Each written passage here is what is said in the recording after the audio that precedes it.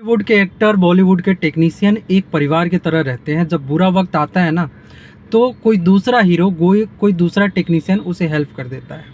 Even Rohit Shetty के पिता एक टेक्नीशियन थे। जब उनके पिता जब मर गए तो रोहित शेट्टी का हाल बहुत ज़्यादा बुरा हो गया। उनके पास खाने तक का पैसा नहीं था। उस टाइम अमिताभ बच्चन और अजय देवगन जैसे लोग उन्हें हेल्प किए और आज वो करोड़पति है। लेकिन हमारे भोजपुरी में ऐसा बिल्कुल भी नहीं है। आप लोगों को मैं बता दूं, गोपाल राय इस दुनिया में नहीं है। जिनको पता नहीं है गोपाल राय कौन है, मैं उन्हें बता दूं। निरहुआ हिंदुस्तानी में जो निरहु जी का जो पिताजी बने थे वो गोपाल राय थे। खेसारी, पवन, बहुत लोगों के पिक्चर में वो काम कर चुके हैं। उनका काफ़ी टाइम से तबीयत जो था ख़राब था, लेकिन कोई भी इंडस्ट्री के लोग मिलने तक भी नहीं गया, कोई हेल्प भी नहीं किया, और वो ऐसे ही जूझते जूझते इस दुनिया से चल बसे। भाई ये है हमारा भोजपुरी